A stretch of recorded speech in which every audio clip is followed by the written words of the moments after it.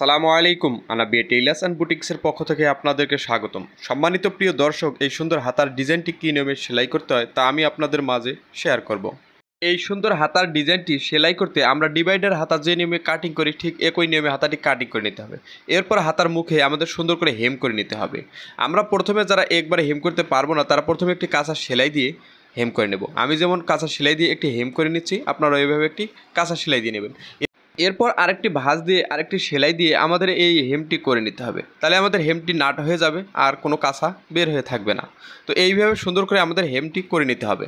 দেখুন কত সুন্দরভাবে আমরা হেমটি করে নিয়েছি। এইভাবে হেমটি করে নেওয়ার পর মুহুরির দিক থেকে আমাদের 4 ইঞ্চি মেপে আমাদের একটি মার্জিন দিয়ে নিতে হবে। আমরা 4 ইঞ্চিতে একটি দাগ দিয়ে নেব এবং আরও কিছু দূরে আরেকটি 4 ইঞ্চিতে একটি দাগ দিয়ে নেব এবং কিছু দূরে আবারও 4 ইঞ্চিতে একটি দাগ দেবো এবং অপর সাইডে 4 ইঞ্চিতে একটি দাগ দেবো এবং এই দাগ বরাবর সোজা একটা মার্জিন টেনে নেব। এবার সোজা মার্জিনটি টেনে নেব এবং এই পার্টটি এক সাইড করে রেখে দেব। এরপর আমাদের 2 ইঞ্চি একটি চওড়া কাপড় নিতে হবে এবং লম্বা নিতে হবে 30 থেকে 40 ইঞ্চি। এই কাপড়টি আমাদের এক সাইড হেম করে নিতে হবে। এই হেমটি করব আমরা প্রথমে একটি কাঁচা সেলাই দিয়ে নেব। আমরা পূর্বে মুহুরি যে নিয়মে হেম করেছে ঠিক একই নিয়মে আমাদের এই হেমটি করতে হবে। আমরা এভাবে প্রথমে একটি কাঁচা সেলাই দিয়ে নিয়ে পুরো কাপড়টি হেম করে নেব। এরপর আমাদের আরেকটি সেলাই দিয়ে আর এই কাপড়টি নাট করে নিতে হবে। অবশ্যই আমাদের এই কাপড়টির দুটি পার্ট অর্থাৎ দুটি সাইডেই হেম করে নিতে হবে। আপনি যদি আমার এই চ্যানেলে নতুন হয়ে থাকেন তাহলে অবশ্যই একটি সাবস্ক্রাইব করে রাখবেন এবং ফেসবুক থেকে দেখে থাকলে একটি ফলো দিয়ে রাখবেন।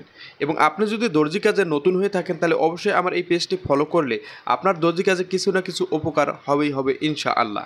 কারণ এই টিউটোরিয়ালের মাধ্যমে আমি আপনাদের মাঝে কাটিং টু সেলাই A to Z আপনাদের মাঝে ভিডিও আপলোড করে থাকি। আপনি এই ভিডিওগুলো যদি আপনি শুরু থেকে শেষ পর্যন্ত দেখেন তাহলে অবশ্যই কিন্তু যে কোনো বিষয় যে বিষয়ের উপরে দেখবেন সেই বিষয়টি আপনি কিন্তু নিজেই কাটিং এবং সেলাই করতে পারবেন, তাতে কোনো সমস্যা হবে না ইনশাআল্লাহ। তো আমরা পট্টিটির 2 সাইডে হেম করে নিয়েছি। এরপর আমাদের একটি গ্যাদারিং ফিট নিতে হবে। আমরা সাধারণ যে ফিটটি ব্যবহার করি এই ফিটটি খুলে এই গ্যাদারিং ফিটটি লাগিয়ে নেব।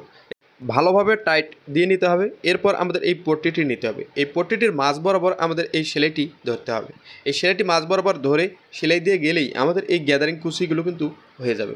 আপনার কিছু করতে হবে না। আপনি যদি কুচি একটু বেশি দিতে চান তাহলে টেনশনটা একটু টাইট দেবেন এবং যদি আপনি কিছু একটু কম দিতে চান তাহলে টেনশনটা একটু লুজ দেবেন এবং কুচি যদি আরও বেশি দিতে চান তাহলে আপনার সেলাইয়ের ফোরটি একটু লম্বা করে নেবেন। তাহলে কিন্তু আপনার কুচিটা বড় হবে। তো এইভাবে সুন্দর করে আমাদের কুচিগুলো দিয়ে নিতে হবে। এই নিয়মে সুন্দর করে কুচিটি দিয়ে নেওয়ার পর আমাদের এই ফিটটি খুলে সাধারণ ফিটটি লাগিয়ে নিতে হবে। এরপর আমাদের এই কুচিটি আমরা যে 4 ইঞ্চি বরাবর একটা মাপ দিয়েছিলাম এই মাপ বরাবর এই কুচিটি এভাবে বসিয়ে নিতে হবে এবং আমরা কুচি দেওয়ার সময় যে সেলাইটি দিয়েছি এই সেলাইয়ের উপরে আমাদের আরেকটি সেলাই দিয়ে এই কুচিটি আটকে দিতে হবে।